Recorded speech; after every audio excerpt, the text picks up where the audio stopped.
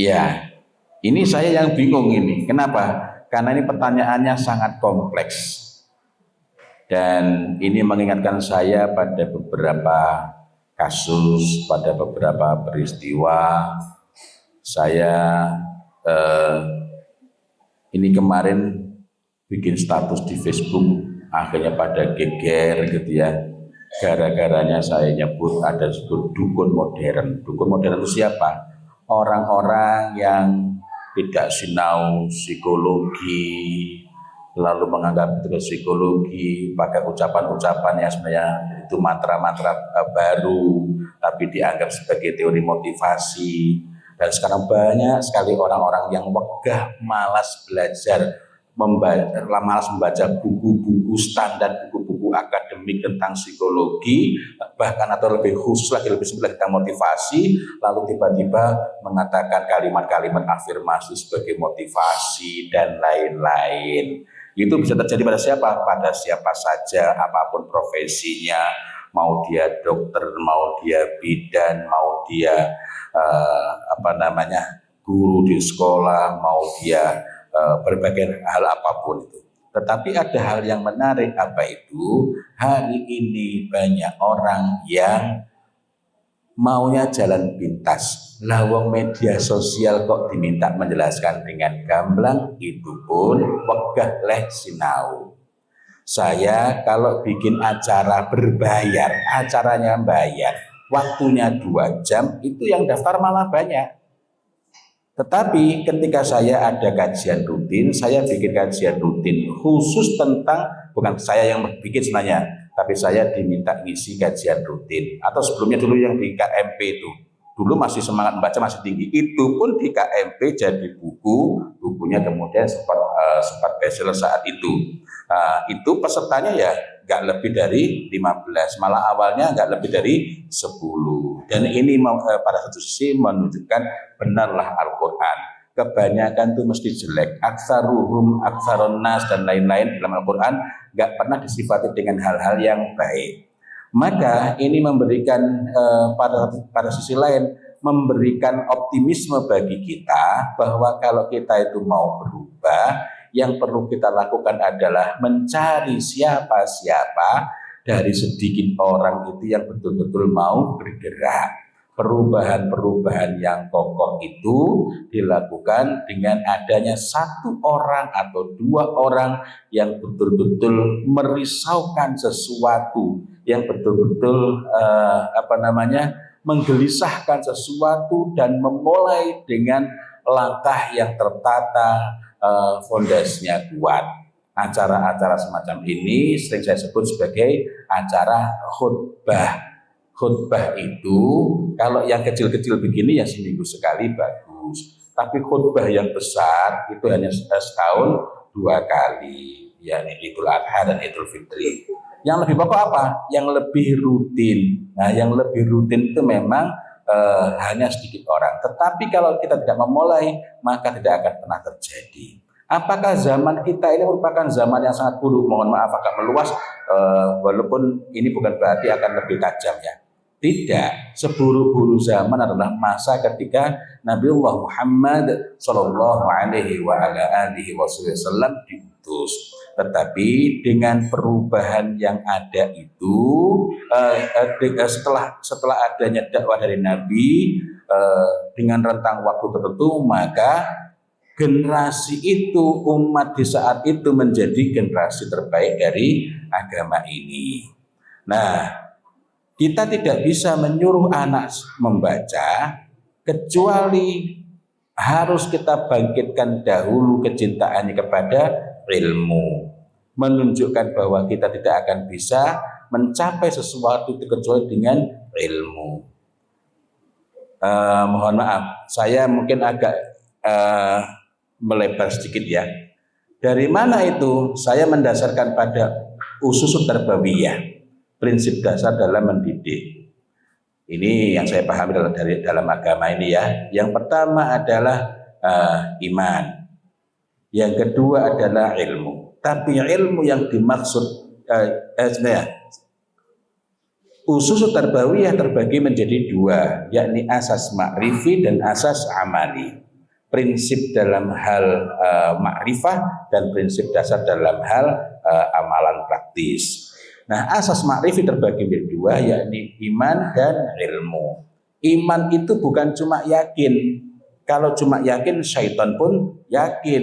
Ingat ketika syaitan bersumpah hendak menggelincirkan manusia, syaitan itu masih mengatakan siratal mustaqim, jalanmu yang lurus. Artinya syaitan itu yakin betul bahwa dinul Islam ini benar.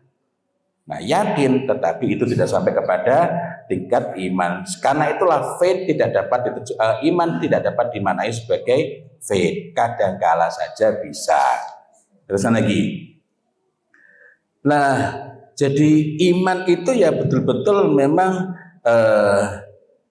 tasdiqun biqalbi, qaulu bilisan, wa amal bil arkan. Bukan salah satunya. Orang sudah tergerak saja di zaman Nabi itu pernah ada orang Badui datang mengatakan kami telah beriman. Yang ngoreksi langsung Allah Ta'ala. Qul aslamna, katakanlah kami telah berislam belum beriman. Kemudian yang dimaksud dengan ilmu, dalam usus tarbawiyah haruslah memenuhi dua aspek. Yang pertama adalah membuka pintu al-fahmu, pemahaman. Yang kedua harus bina'ud dawafi as-sulukiyah, membangun motivasi berperilaku pada diri anak. Sehingga kalau kita simpulkan katanya dengan membaca tadi, nah dalam hal ini memang harus kita dorongkan dulu. Lalu yang ketiga, lalu memasuki bagian berikutnya, yakni asas amali. Yang pertama adalah ubudiyah. Ini juga perlu dipersiapkan secara khusus agar anak-anak itu senantiasa memiliki kecenderungan dulu, kemauan dulu, kehendak dulu yang kuat untuk menjadikan segala sesuatu dalam hidupnya sebagai ibadah. Lalu setelah itu barulah pada tatbik, membaca termasuk tatbik, kemudian membangun kebiasaan termasuk tatbik. Apa yang terjadi kalau langsung tatbik, langsung membangun kebiasaan? Betapa banyak sekolah-sekolah boarding, tiap hari anak-anak dibangun polanya, kebiasaan. Tetapi 1, 2, 3-nya tidak, maka begitu pulang tidak menjadi adab, tidak terbangun, akhlak juga tidak.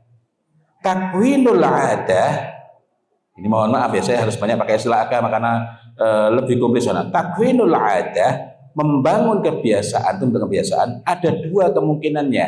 Pertama, ini menjadi tilqaiyan, sesuatu yang automatically, secara otomatis akan terbentuk, atau yang keduanya mu'tadan, hanya terbiasa. Kalau hanya terbiasa suruh melaksanakan bisa melaksanakan baik, tapi kalau nggak diawasi sudah hilang. Itu namanya mu'tadan, hanya terbiasa. Sehingga dari sini membaca tadi juga demikian, landasannya harus kokoh. Sama halnya anak-anak itu kalau hanya disuruh menghormati guru, maka begitu di luar sekolah dia tidak lagi menghormati. Urutannya harus benar. I'lamu anna talibal ilmi la yanalul ilma wa la yuntafa'u bih. Jadi ilmu dulu. Adanya kecintaan, adanya pemuliaan kepada ilmu, wa ahli dan ahli ilmu sebelum kepada gurunya. Maka berikutnya akan lebih mudah untuk dibentuk. Wa ta'zimil ustad. Baru yang keempat, sisi praktisnya taukir. Wa taukir. Taukir itu kita bersikap begini, ini taukir. Nah, tapi yang lebih fokus itu apa? Takdim, sikap batinnya.